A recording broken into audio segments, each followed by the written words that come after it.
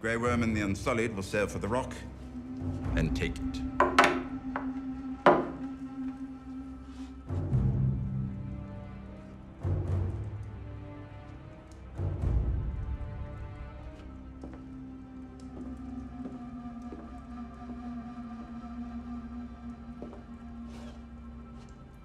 Do I have your support? You have mine. Dorn is with you, Your Grace. Thank you all. Compared to the first edition of Ruin Your Rivals, the second installment of this event featured a third match, which took us completely by surprise, but provided a great opportunity to take a closer look at the event. As I mentioned in the previous video, this is a rather expensive event, but also very interesting and offers players many options in terms of gameplay. And although the competition between the Baron army and the combined army is fierce, and buildings change hands, there are no winners or losers in this game. Only those who manage to obtain the most valuable rewards. To this end, there are 9 key buildings on the map defended by the Baron army, and which the combined army must capture and clear. The remaining buildings, which I described in the previous video, grant extra buffs or generate brazen breath coins. The 9 buildings that play a role in the final distribution of loot are the so-called abandoned ruins, of which there are 8, and the main city, Casterly Rock. At the beginning of the game, these buildings belong to the Baron army. From the start, you can send garrisons to these buildings to defend them. Each of these buildings also generates a corresponding number of brazen breath coins for each lord whose army is stationed in that building.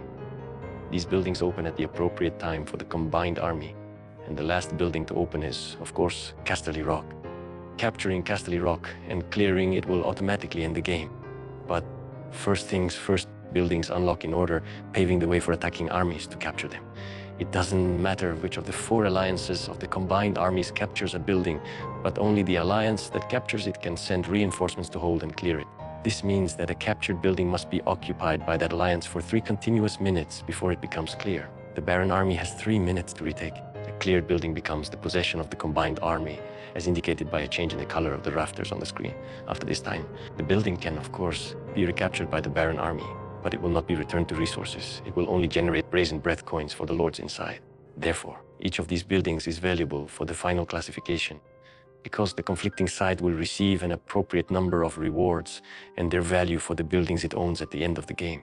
Casterly Rock, an extremely important building, but as I mentioned, this event has no winners, only those who earn the most rewards. Therefore, if the attacking armies manage to capture and clear all 8 buildings in the abandoned ruins, capturing and clearing Casterly Rock will automatically end the game, saving time and awarding the highest possible rewards. However, if the attacking armies still have to capture and clear the abandoned ruins buildings, then Casterly Rock and its capture are not as important until the remaining 8 buildings are captured, regardless of which side of the conflict you're on. Proper cooperation and resource management will allow you to triumph. In other words, by distributing your forces appropriately, utilizing buffs and additional troops. And with a well-thought-out strategy, you can enjoy ultimate success and numerous rewards. I believe that Ruin Rivals, although it may be considered a consolation event for alliances that didn't qualify for the Alliance Conquest playoffs, is a good opportunity to practice alliance cooperation and test yourself against other players. It can be a test for both ourselves as players and the entire alliance, guiding us to determine our future development path to be stronger in upcoming events. Ruin Rivals is still in the testing phase, and upcoming editions may bring many more changes to the gameplay formula. However, we must remember that regardless of the changes in gameplay format, the competitive nature of Westeros remains unchanged. The Lords of Westeros are sheep. Are you a sheep? No. You're a dragon. Be a dragon.